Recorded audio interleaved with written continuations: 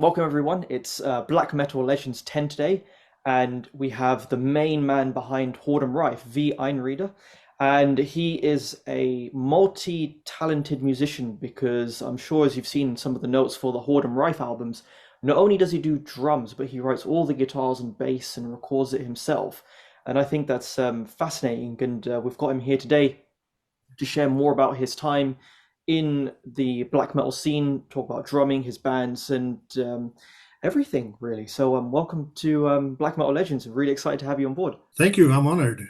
I think one thing to start off with would be talking about the new Whoredom Rife album. Because Mhm. we had because I remember you mentioning in Trondheim and you were talking about how the production, how you kind of wanted everything a bit more away, more in the sense of like seeing the bigger picture. And after listening to it and giving it a few listens, it totally makes sense now because there's so much more, like sound wise, it's just easier to kind of get soaked into the music. So, what was how did you go about creating the sound and making the listener find that atmosphere in the bigger picture? How was that done? And just talk a bit more about the general writing process that you use for Horde and Rife. All right.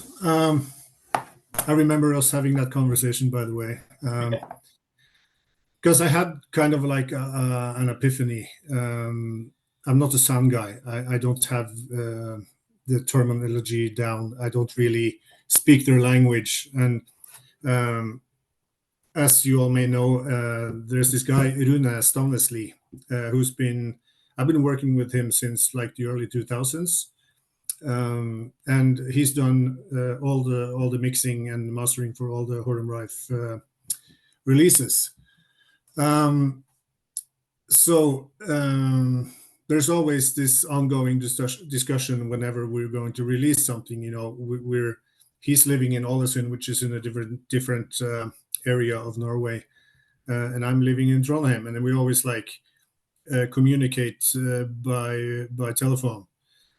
Um, and it's kind of hard to make somebody understand what you're hearing inside your head, and you have to describe it with the words that you barely know. You know what I mean?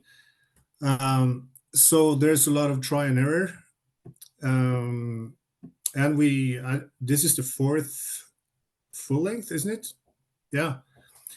um, and I think we have some progression throughout our releases, but this time I felt like when I was listening to the first mixes, I felt on one side that it was too close to the other stuff we've done, and on the other hand, I kind of felt like it was claustrophobic because everything was like right here. I could hear everything, but it all blended in such a way that everything was like full force all the time.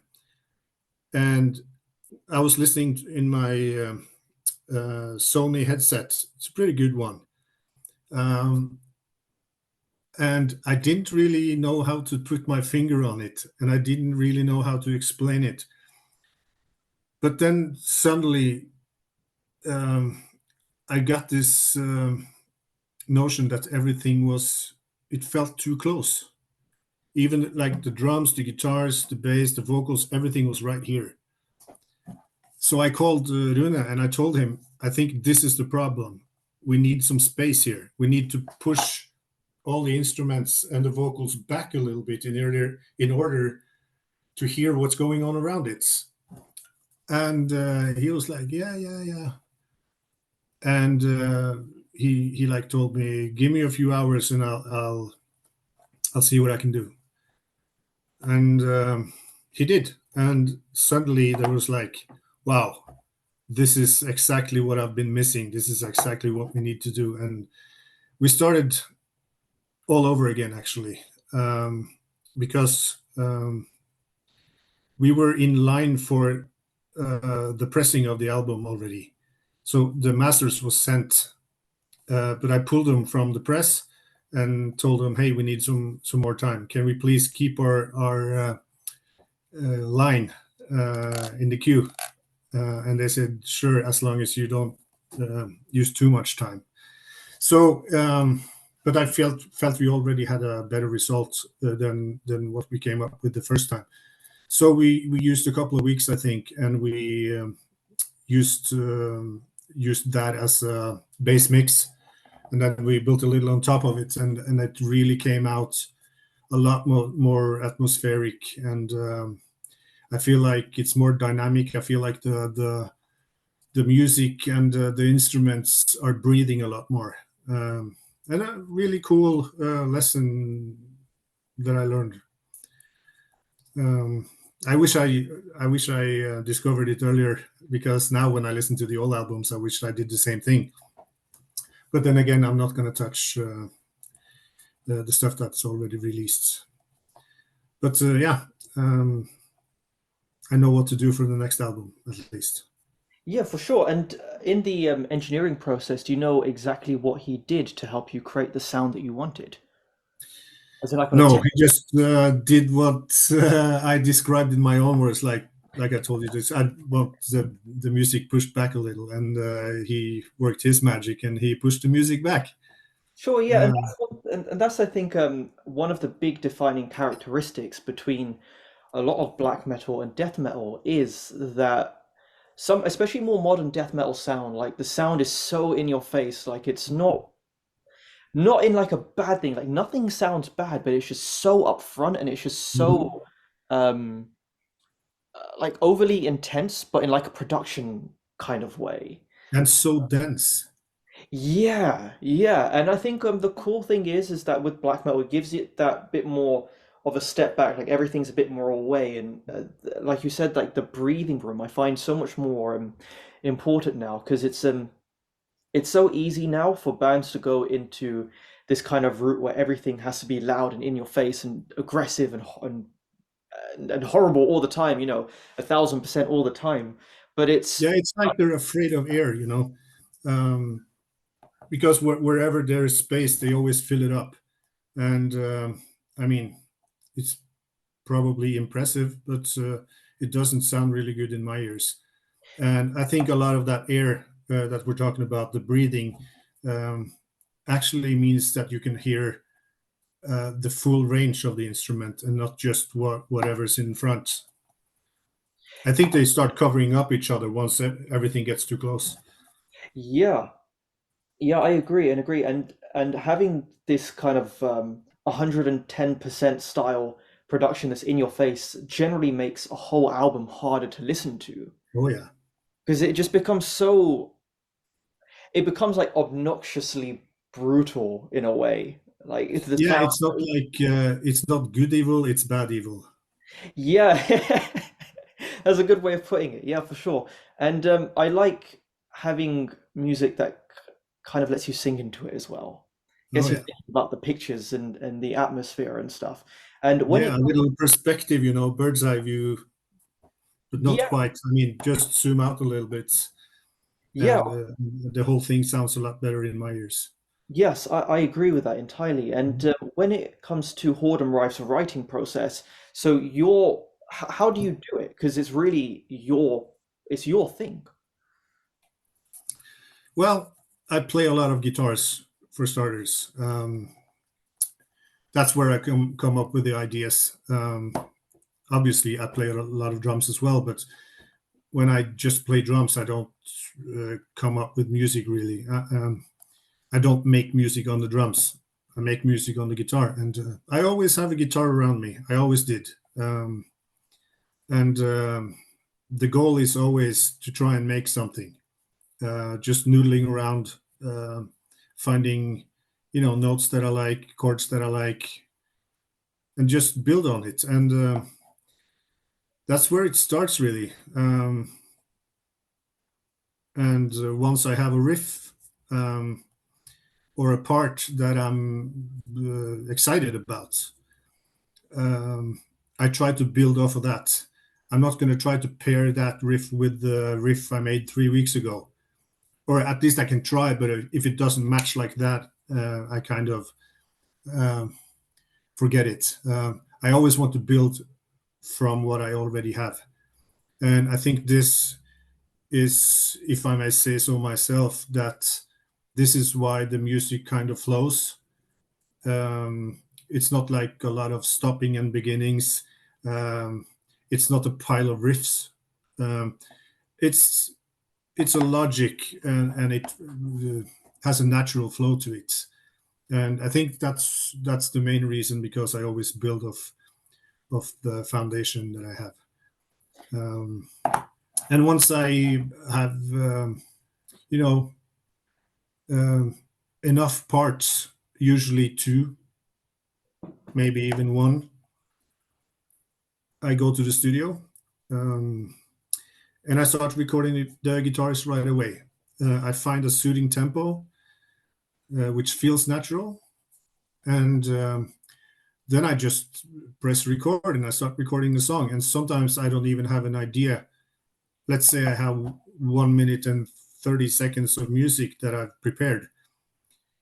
I just go for it and see what happens. And sometimes I come up with some really cool stuff, and sometimes I have to sit there like beating things out. But I try not to force everything too much. It's like, okay, we didn't get any further today. Let's try tomorrow. Um, and it's a constant process. Once I'm done with one song, um, let's say I'm happy with the riffs and how many times each part goes. Once I have the skeleton, I start recording the bass and the drums, um, even some easy atmospheric synthesizers just to lift the guitars a little bit.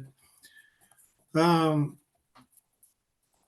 and once I'm done, I kind of forget about it, and then I move on to the next song. It's always something happening. There's like a constant process where let's say it's just a factory producing, and then I'm operating the different stations. Um, at least that's how I would see it. Gotcha. So everything starts from the guitars and you build it up from there. Yeah. Cool, cool. Well, And not exclusively, but for the most part, yes. I could be noodling around on the synthesizers and go, "Hey, that's pretty cool," and then I try to make a guitar riff out of that. But again, the guitar is the main instrument here.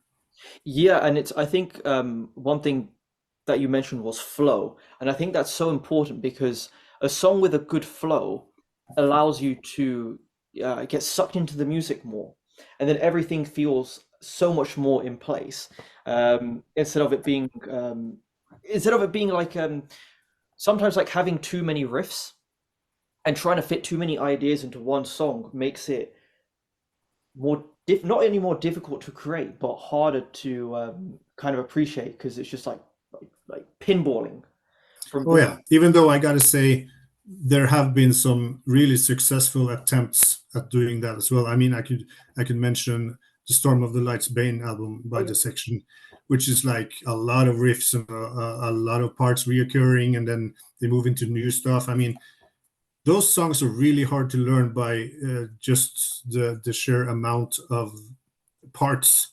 Hmm. But they also managed to make it very fluid, you know. Yeah, yeah, because Yeah. yeah, it's ultimately all about flow.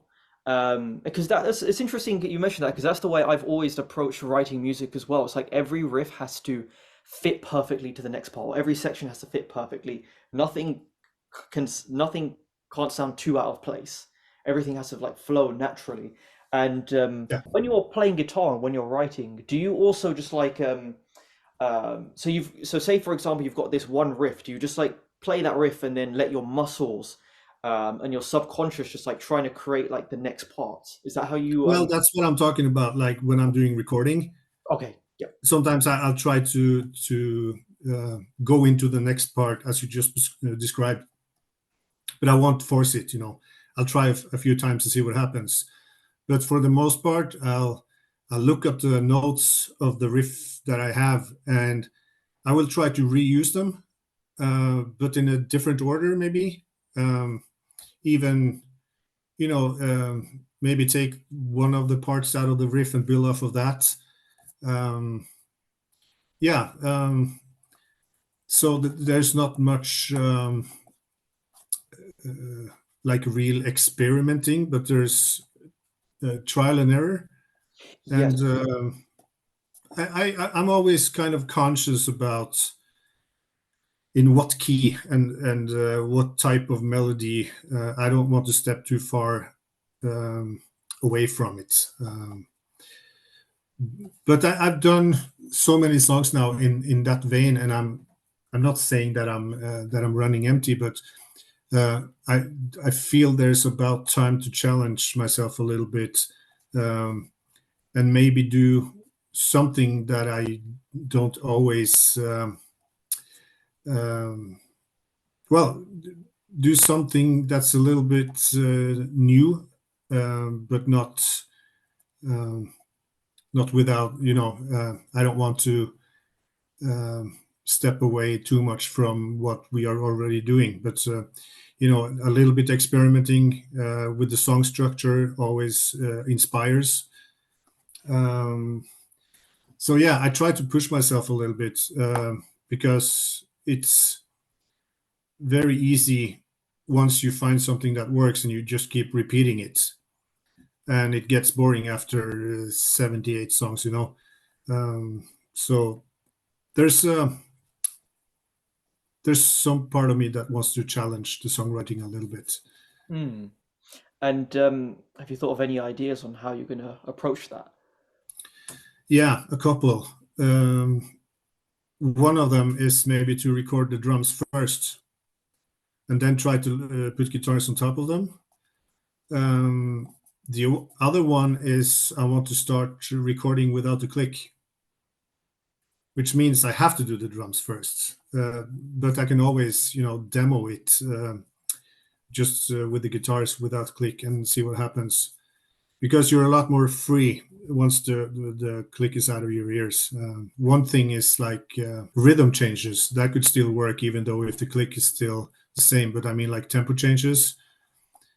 I didn't used to be a real fan of tempo changes, but when it works, it's really cool. I think, and it's difficult, especially when I still want to keep the same flow, but I also want to do like tempo changes and maybe I wouldn't say I want to break up the music more, but I would like to use a little bit different ingredients and hopefully get the same results. Andre Shalva, the Pantheonai singer, we were talking about this, and for one of his projects, Vartelda, he says to the drummer, it's Kevin Kvola. Yeah, So he just says to him like, just play and record a song, like drums only. He tells Kevin to do that, and then Kevin records the all of the drum parts, and then he builds all the guitar parts on top of that. And it's really cool listening to more drum focused music in a way, as opposed to like guitar focused music. And I think that's a really interesting way of doing it. It's nothing I've ever tried myself, but it's could lead to some pretty crazy results because it forces you to get out of this comfort zone. yeah, exactly. Because like you can, it's so easy to come up with like a riff on your own or whatever. But then when you've got a drum beat there already, you've got to think, okay, how can I change up my natural style of playing to work with that? And sometimes it works out really nicely. So there's so much cool things that people can do in music that to experiment with, and I really embrace and really enjoy that kind of thing because it's so Yeah, I was going to say, like uh, I was going to use the examples with the Soulside Journey album and the Goat Lord album, which is like really there's a lot of stopping and going all the time, but there's this flow to it, even though, and it still amazes me.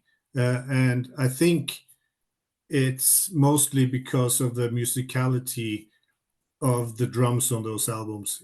It's so musical and it's just driving the band and it's so natural. But when you start thinking about it, it's like stop and go all the time, but it still flows. And that was kind of what I was talking about when I want to experiment a little bit more. Yeah, because I absolutely love those releases. Hmm. That pre the pre black metal Dark Throne eras, because they're just because I love that. I love that there's so much going on with the drums. Like I really enjoy those albums. Like I would say, like when it comes to Dark Throne albums, my favorites, like as albums as their entireties, I love Astral Fortress and Soulside Journey. I think if I were to pick two Dark Throne albums, it would be those ones. But yeah, brings me on nicely to Under a Funeral Moon, which is because I just want to like hear it in your words as well. Like what is it about that album that captures your heart so much? And it's interesting just because we were just talking about like the drums and the movements with Soulside Journey, and they're so stripped back in Under a Funeral Moon. What is it about the album that really speaks to you? I guess the first thing would have to be the time when I heard it the first time, because I was like 15 years old, and the impression that it made was huge. Um, and it was different from anything I've ever heard ever, and it still is. It was something about the way it was different, because the sound, the first time I heard it, I thought it was terrible. It's like, how is that even possible to record in the studio and still it sounds that bad? It was worse than, we used to record on cassette tapes in the basement, and we used to put like clothing and stuff on top of the cassette player in order for it to not go, like, the guitar starts and it starts playing, and once the drums comes in, the guitars go down like that. So we just experimented with like covering, and that still sounded better. At least that's what I thought at that time. But once I started listening more to it, it was really interesting. um, and once I started like getting into it, I thought it was a fucking masterpiece, and I think it was pure. It's just genius the way they did the sound, because it's so cold, and um, even how they mix the instruments, as like with the volumes between instruments. The hi-hat is really high, and like the kick and snare is just like in the background, and then suddenly there's like a huge tom, and vocals really high and shrieky. So I had to get over all that in order to start hearing the music properly. And then I discovered how many good riffs there actually are in that album. Um, it's just phenomenal. And um, there's like complicated, like intricate songs, as well as those pure, simple, straight ahead. So the whole album, it's fucking epic. It's dynamic, and it's the coldest, darkest metal album ever made in my ears. Still listen to it. Yeah. Still inspired by it.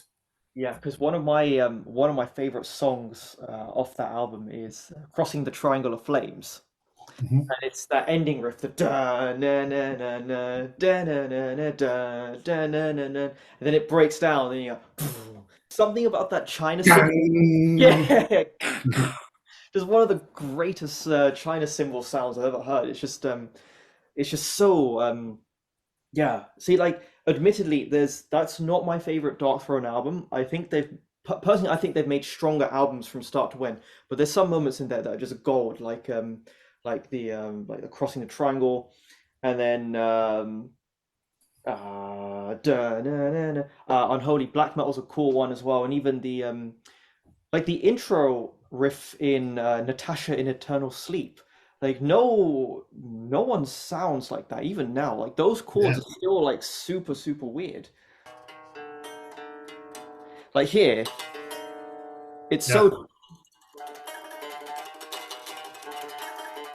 all the notes ringing out and blending into Oh each yeah, other. Um, it's so unique. beautiful. It's so unique as well, and that was one thing I mentioned yeah, to Nocturno Culto as well, because we talked about like the flow of the music as well, and I was basically agreeing like that is everything is kind of where it needs to be. And then what was your initiation into black metal and getting into more music and drums? Because was is drums your first instrument or is it guitar? Yes. Okay, cool. So what made you want to start playing drums, and what was the album that got you into playing like black metal and more extreme music? First of all, I don't really know what got me into playing drums. I think one day I just discovered that it really interested me, um, and the more I thought about it, the more extremely interested I got. And I think I was like 11, 12 years old, and all I could think about was drums. I wasn't even, you know, most kids in school, they pay attention, but I couldn't. I was drawing drums inside my books, and I was just thinking about drums. I want to play drums. That's the only thing I want to do. So after like 2 years, I had saved some money, and then this really nice lady, she chipped in. Actually, at that time, she was the main coach of the national handball team for women in Norway. It's kind of a strange story, but Takk Marit Brevik. Um, she chipped in, and I was able to go and buy the drum sets that I wanted. So I did.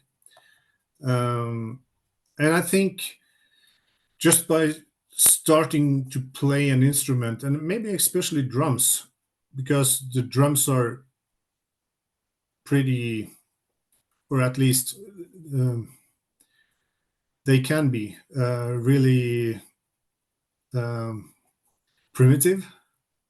I mean, there's something about it. You can just go and bash them, and it makes sense. You couldn't do that with a harp. It wouldn't make sense. But it appealed to me in so many levels, not just only musical. It was fucking therapy. It was a release of energy. It was a coping mechanism. It was pure joy. Um, and it's interesting because it was getting into an instrument that got me into metal music. Um, well, of course, during the 80s, I was a little boy, and apart from like Michael Jackson and Aha, I had barely any like real connection to music in general. I've heard like Bon Jovi, Europe, Def Leppard, and I kind of liked it, but I wasn't, a music freak until I started playing myself.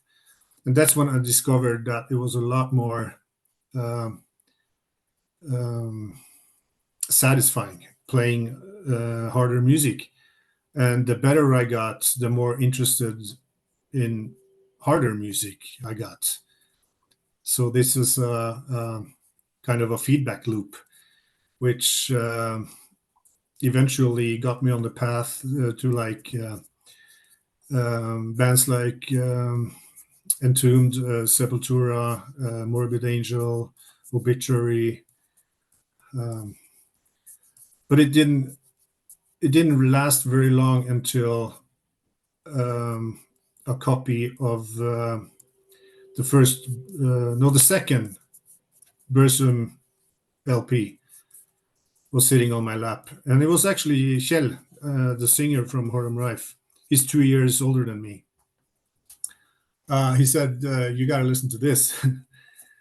So I did, and I was like, "Fucking hell, what is this?" I never heard anything like it. Um, and I had a couple of other friends as well that was kind of into the music scene and kind of into this metal thing. So I started like checking out music that I've never heard before, which was recommended by them. So I got into Immortal. I got into Bathory. Um, yeah, and then Dark Throne, and yeah, that's how it started. And it was a strange time because there was a lot of shit happening um, around this music at that time, and yeah, I guess it was more than just music. It was very special, kind of magical. Yeah. Yeah, sure. And then how did you develop your technique? You know, the Keep of Calix and stuff. You know, the stuff you do on Armada and even like Reptilian and Colossus. Like, what? How did you build yourself up to that hyper level of the hyper speed, but also this insane level of control and endurance? Like, what was there like one band that you found that was just like faster and be like, oh crap, I've got to like try and learn and keep up with this? Or was it just like a natural No, progress of the I tech? think it was more like from Art's the guitar player in Keep of Collision's perspective. He always wanted to push the music faster.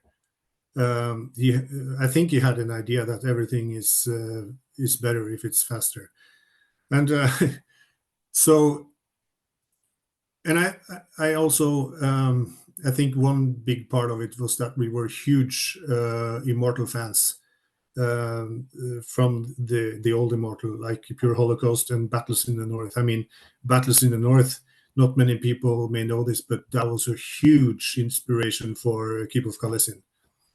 And I think that's where the idea of hey, let's push the boundaries here. And we were rehearsing like 2 3 days a week for many years, and we just kept pushing. And whatever he would play on guitar, he would play the fastest he could, and I had to keep up. So every rehearsal was like playing out of the comfort zone and trying to play everything a little bit better, a little bit faster all the time. And we did for many years. And once we started touring, we would do this like 30 days in a row and push it and push it and push it. And once your body gets used to it, I guess sky's the limit. And yeah, we reached a certain point where, at least for my point, it wasn't fun anymore. It didn't make sense to me. It wasn't music. It was felt more like sports. And yeah, but I'm grateful for uh, being having been in that situation where we were pushing each other, not only musically but physically as well. I mean, um, we took it seriously, and it was like, if we want to be recognized, we better be better.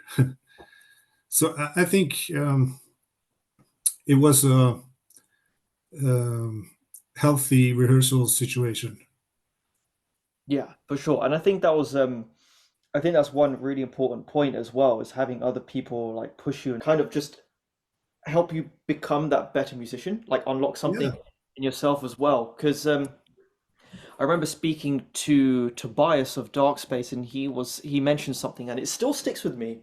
What he says is like someone's idea is here, and then someone's idea is here, but together, it like compromising and working together is kind of here and oh building. yeah, And that really that's still something I think about very often. It's like because it's fine kind of like writing and doing things and rehearsing by yourself and stuff, but sometimes it just takes that one extra person or another person who's like, hey, why don't we try this, or why don't we do this, and then everything just like it's a million times better, more yeah. more than you can comprehend.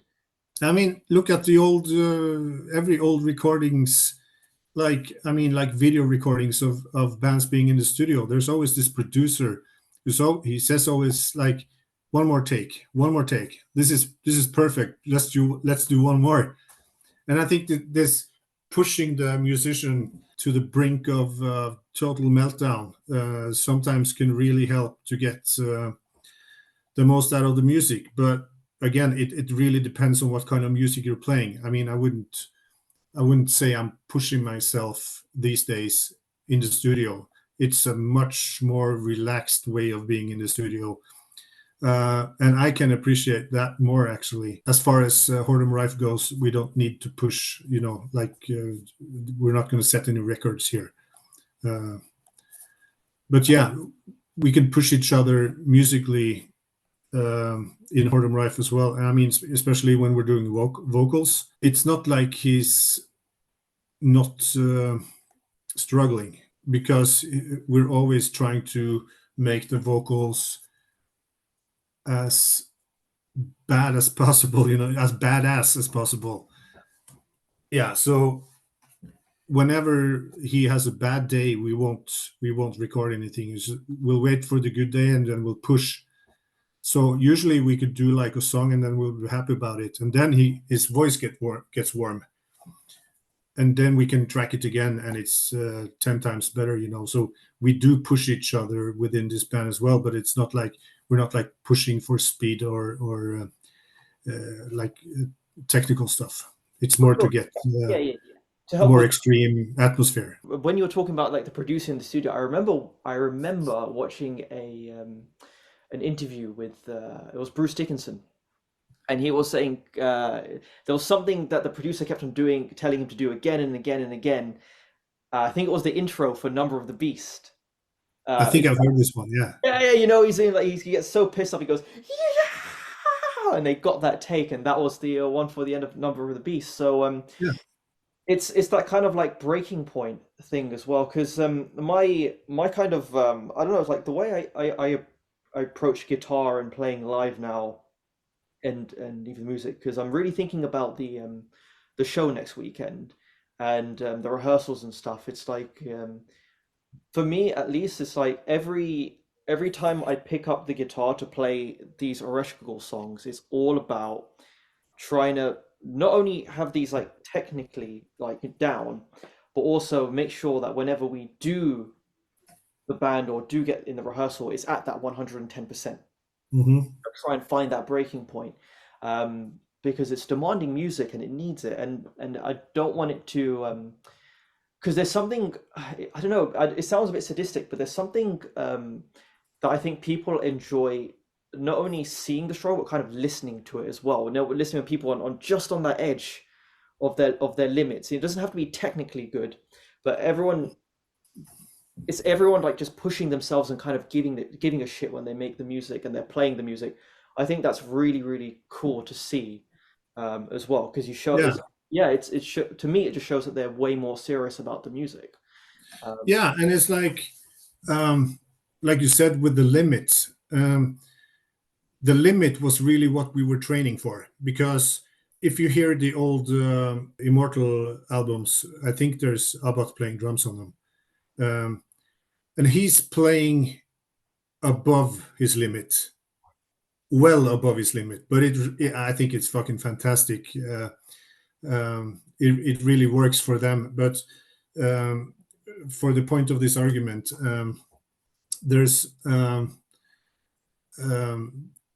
the limit was the thing that we were really training, because like you said, in a situation where you need to be here, your limit should be here, not here. You know what I mean?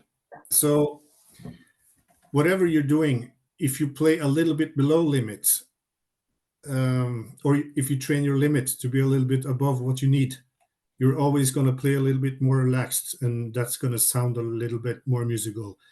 um, I mean, at least for the general part. yeah, yeah, yeah. That's a really important point, because it's like if you're overly struggling, then you're just gonna like do your arm in or your legs or whatever. But training for that, I think, is so key. So Yeah. you can, so what would have been, so say for example, what would have been 110%, a month or a week or whatever, where you are now at your 100% is previously your 110%. And I think Right. that that can overall make so much of a difference. And that leads us on to a the conversation we had about playing, how technique is built up from playing, because in in my experience, it was always like trying to keep up to the bands that I was listening to and trying to figure out a way that I could play faster, Yeah. and at the same time, using a technique in a way that a way of playing that suits me best, that doesn't cause any pains or anything.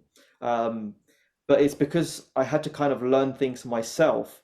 There was no kind of training on it, but it's because I played, because I was playing at that kind of level. I forced my hand to and I guess my body in a way to be able to just get there. I guess maybe I'm Yeah, explaining this really badly, but it's like that. There's so much no, I that understand. yeah, that there's so much that comes from just playing. You know, like so much technique just comes from playing. Yeah, and not just speed. I mean, just think about the head, for God's sake. I mean, if you play every day, you're going to get so much more out of it than if you play like twice a month for 12 hours straight. It's I think we're back to flow again here. Hmm. Um, and as a musician, I mean, um, I'm not like pushing for speed anymore, but I do maintain playing my instrument because I'm always learning. I'm always getting a little better. Um, and it's this the small things that you do every day is going to make a huge difference in the end, um, opposed to uh, if you practice like once a month and you practice for 18 hours, you're not going to get much from it. Yeah, and consistency is so important, Yeah, especially for new musicians. It doesn't matter what you're playing or whatever you whatever you choose your craft in, as long as you're doing something every day. Like I remember when I was a kid and I just got my first electric guitar or whatever, and every single day, like I was watching like TV when I was watching like Top Gear or whatever it was, like South Park or Family Guy, whatever. Yeah, I was always just going. Just practicing all the chords over and over again. And then then I was like, okay, I've got my left hand now. What about my right hand? And then just checking mhm. things over. But building that consistency and just playing every day is really how people get good.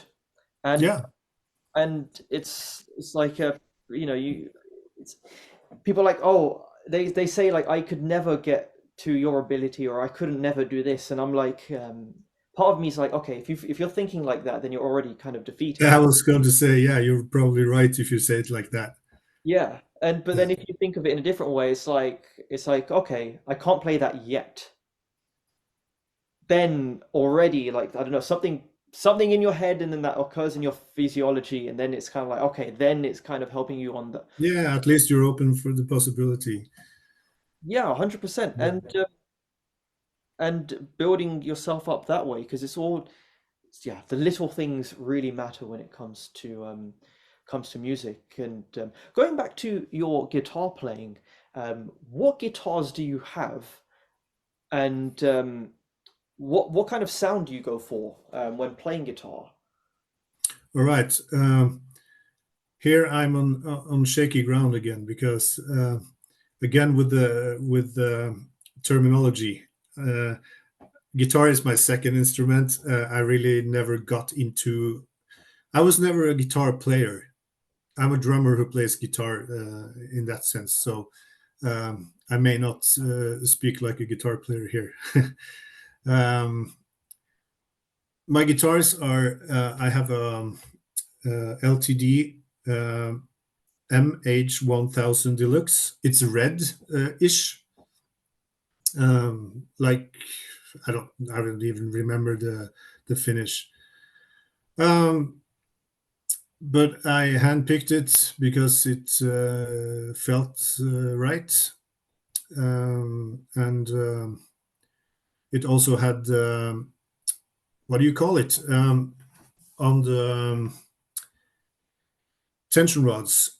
You have this extra um, disc that you can loosen or tighten, Locking. which means when you change the string, you just pull it through and you tighten it, and you can cut it, and then you can start tuning it up. And it's like I'm saving a lot of time just changing strings on this guitar, and it's really its stability is formidable. So I bought another one. It's kind of the same thing, but it's the Eclipse version. Yeah, so it's basically the same guitar, but the Eclipse version is short scale, which means it's a lot better for like bending notes, and the whole guitar feels a little bit more flexible, um, in contrast to the MH, which is real sturdy. MH is my main guitar. Gotcha. And do these have active pickups in it, passive pickups? Yeah, I think the original pickups for these are EMG.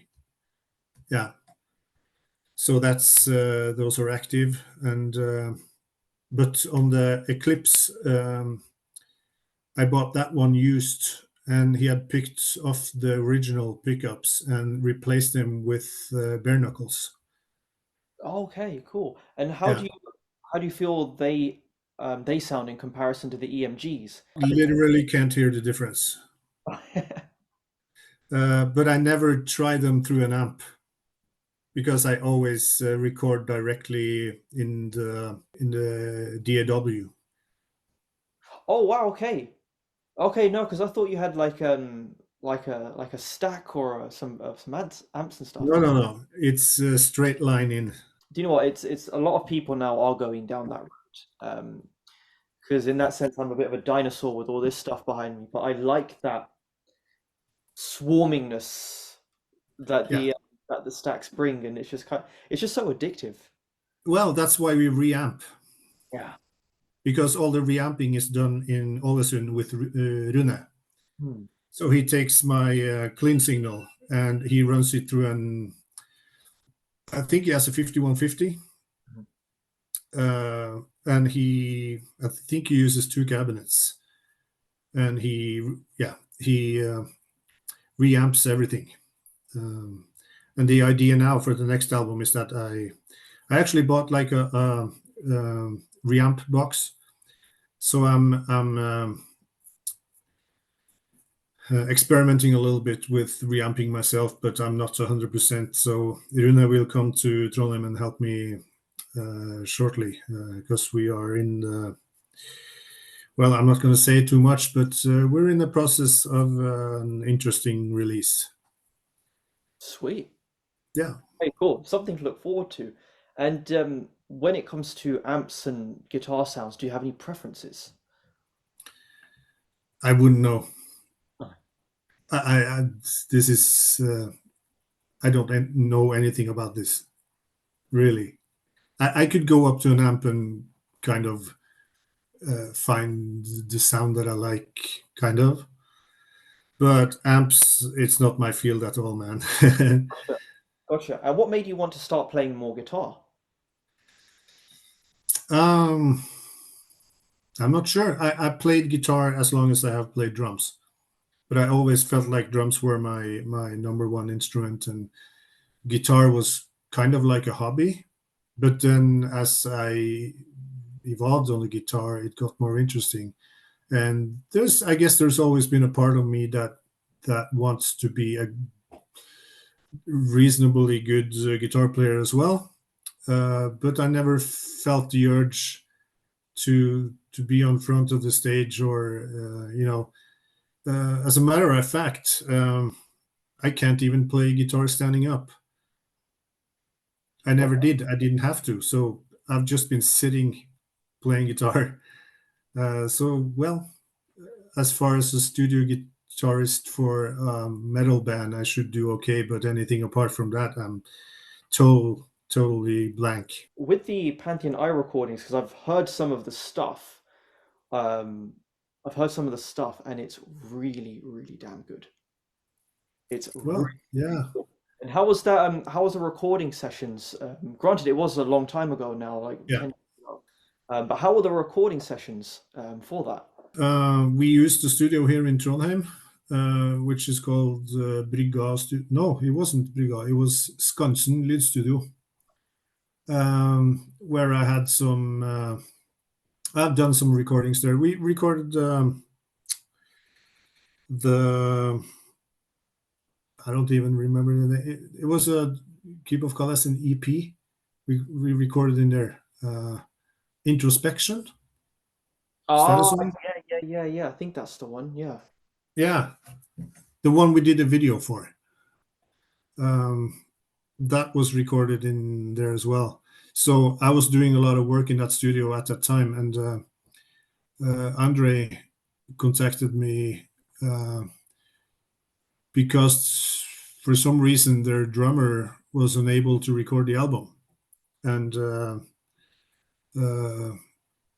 I named my price, and we agreed, and I think Andre took the train up here, and we just stayed in the studios for, I think it was 5 days. Um, yeah, and just hammered it out. And I had been listening and rehearsing along with the album for a few weeks prior to that. So I had most of the songs pretty well down.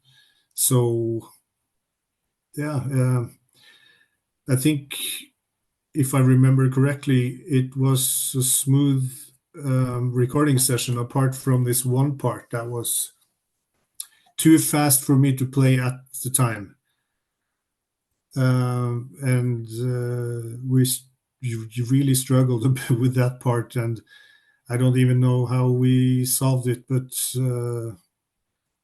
I think it sounded all right in the end.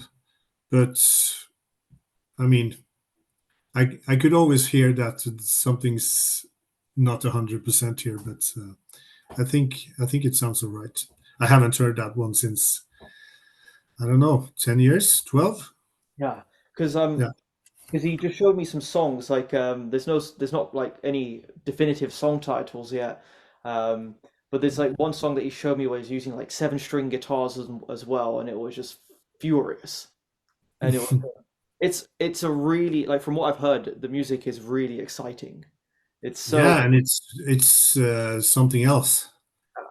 yeah, it's Yeah, so yeah, it's got that perfect blend of like of brutality and interesting melodic parts as well. Um, yeah, it could be, I'd say it could be in kind of the same vein as Vebu and Zende. Yeah, yeah, it's a that's little strange but melodic, and then a little, uh, it has this of what do you call, odd time signatures, uh, and some strangeness to it. But it was pretty cool. yeah. I'm just part of me just hoping it's released hopefully sooner, sooner rather than Well, later because it's so because it's just so cool. It's just like yeah, it's so yeah too cool to not release it. I yeah. think and yeah, I mentioned that to him. With Whoredom Rife, what made you want to start the project anyway? Was it just like the aftermath of like leaving Keep of Callacin and just wanting to start your own thing? And why did you come to the decision to kind of record and do all the instruments yourself? Well, I started making a lot of these riffs and the ideas already mid 90s. Some of them were presented for Keep of Kalesin. Some of them were presented and used for other projects. But there was always something in the making. But then uh, um, my musical career happened, and all the focus was shifted to the main priority. And we were playing up to about like 200 shows a year. Um, and it was ridiculous. And obviously, we didn't have time to do anything else. But then once we started, stepping down a little bit, and when I decided that I wasn't going to do this anymore, well, I've been thinking about it for a while before I made the final decision. Uh, So I think it was in 2014 that I uh, like officially, or maybe not officially either, but that's when I founded the band and decided that this is going to be a project. And I had already started recording stuff, but that was more. Uh, I wanted to preserve my ideas rather than start a new band. But when I decided to start a new band or a new project, as it was at that time, I had all these ideas that was already recorded. So I just started working on it, and soon enough, the songs started piling up, and I saw pretty quickly that this might go somewhere. And I thought, what instrument am I going to play, and what kind of people am I going to ask to join? And the first thing that came to mind was Kjell, because of our long time friendship, and I knew that he could sing, so that was a natural choice. And he was kind of out of music at that time, but he decided to join when he heard what kind of music it was, and he's like, "Damn, that's what I wanted to do all my life," and I mean, damn it. So um, I think because I already started recording all the ideas myself, it was so efficient that I just continue. And there's a saying like, if you want something done, you better do it yourself. And I think it was that kind of spirit. Like, I don't need anyone else. I'm gonna fucking do it myself, and I'm gonna do it the way I want to do it. Um, so naturally, everything just happened, and because of the efficiency of working alone, uh, uninterrupted by anyone's opinions or priorities or fucking lives. I was finally able to get shit done, and I didn't have to, you know, I didn't have to stress anybody about it, at least not myself. So I just sat down for like a couple of years and just recorded and just learned everything, and um, it was great. Um,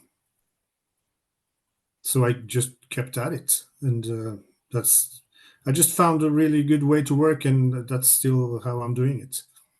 It's perfect, and I mean, like, we just got a well, last year we got a new live bass player, um, and I see him as a full-time member, so as do I with the other members. And I've told them, like, if you guys want to record on an album, that's fine, but it's fine as long as it doesn't take any more time or effort from me, which I understand is kind of a impossible um, demand. Hmm. But I'm opening up a little bit on that, and because I do think that people will bring stuff to the table. Um, it's not like I have to do everything myself. It's just it's been easier and less of a hassle. Yeah, I agree with that entirely because sometimes with a band, there's always this level of waiting, Yeah, waiting for someone else to do something, and if you're in the zone and fired up, and then you want the thing done today, and then they take a week, yeah, and it's a month, and it's like, fuck, like, you know, it's yeah, yeah, because there's there's always that situation sometimes where it's like you have a song written, and you expect people to learn it for the next rehearsal, and then it ends up being like two or three rehearsals afterwards. It's like, come on, let's just get this rehearsed and play it live. Like I totally get it, and it's easier to have that creative control. And when it Less came, frustration. yes. And yeah, way less frustration. And when it came to choosing the live musicians, because I know you got Christopher on guitar, Yeah, and you've also got the I can't remember his name, but he plays guitar in Djevel and is it Mari? yeah, Esten. Yes. So what made you decide on those guys? Mainly because when we recorded the first demo, so to speak, um, we were already in contact with Ole, with Teratur Possessions, and he had all these other bands, and these guys were from our area, a little bit younger than us, but still from the same area, on the same record label. We had common common people we knew. So I think it was Ole that recommended a couple of guys. And we had a meeting, talked a little bit about our expectations and visions, and they all joined like on the spot. So we just started rehearsing, and a few months later, we were playing our first show in Czechia. All right, cool. Yeah. Nice. And this is a little bit of a tangent, but when it came to because you finished the demo process and stuff, how did you go about approaching labels? And this is actually quite a cool topic, actually. Like, what do you advise for bands who are looking for labels? And what would be, in your recommendations, the best way for a band to approach a label as well?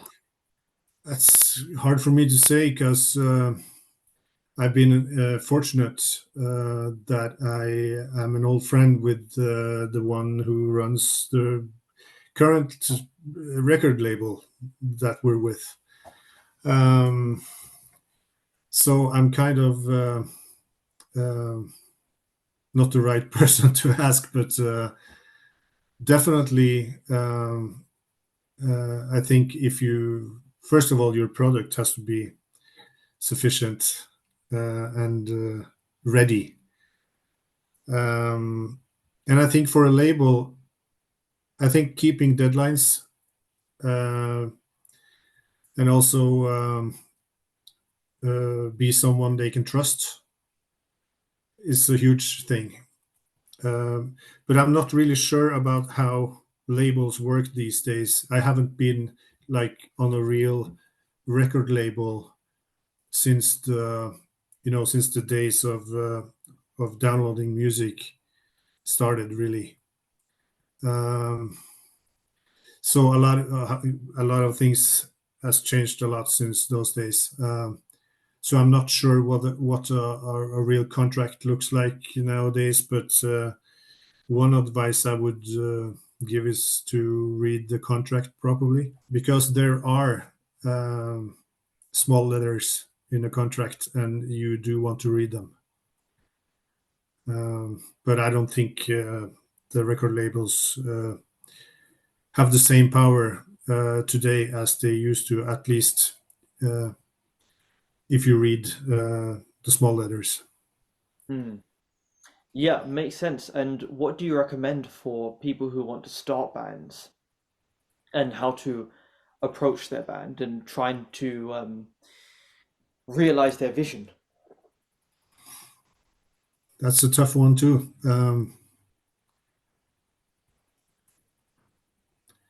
I think prioritizing is the most important thing. You have to really fucking want it, and you have to prioritize it. And by that I mean really high. Prioritize it really high, not like after work, after dinner, after the birthday celebration, and then there's um, all these other things that happens in life that people tend to prioritize, and then they want to focus on the band, but there's no time for that. If you really want to focus on the band, I think prioritizing is number one. You have to prioritize really high. um, that means you have to sacrifice a lot of the stuff that you maybe take for granted, and that means not attending at your auntie's birthday, and it means maybe you don't work extra, or you don't go on family holidays. I mean, it's a lot of sacrifice if you really want to get into this. You really have to want it. Yeah, yeah, that's a really important point. Because I was just thinking about all the family events and stuff that I missed, just to do like band stuff and stuff. Yeah, Yeah, it's really got to be a properly high priority. Like when yeah, I was like gigging a lot more and active, like that was like number one priority. It's like nothing else mattered. Like you got to get to rehearsal and just play and make the music. Like that was my priority for a long time. And yeah, and even now, well, my priorities shift because now now YouTube is a big priority, and there's been you know events that I've had to leave early, things that a lot of things I've had to say no to, and but it's because it's that thing, isn't it? Because if you do, because you've got like your purpose and you've got your goals, and then you've got the things outside of like your purpose and your goals, and if you spend too much time off the path, then for me it's kind of like, oh shit, like what happens if I stray away? And I'm more worried about getting off the path than staying on it. And if I do dwell off the path, I'm always thinking like, okay, what's the route to kind of get back on it again? yeah. And You have have, to be willing to sacrifice.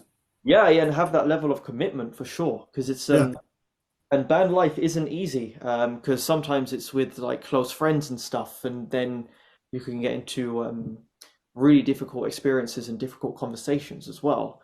So I yeah, think there's got to be a real serious level of understanding and professionalism yeah. as well. And And also being prepared helps. yes, Yeah, yeah, yeah, yeah, because there's nothing worse than last minute bullshit when it comes to a band. yeah. It's like, if four people know the song, one person doesn't, that's We're all fucked. yeah, yeah, everyone's Yeah, fun.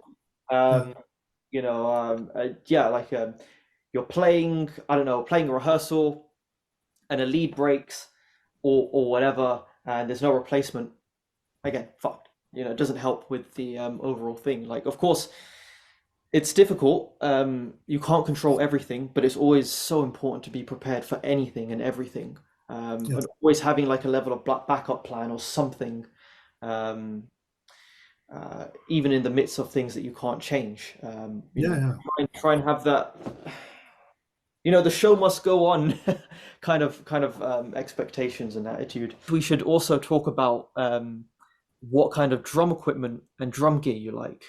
Like, what's your yeah. preference for Sure. like, what's like your preference for like for drum kits, sticks, cymbals, all that kind of stuff, pedals.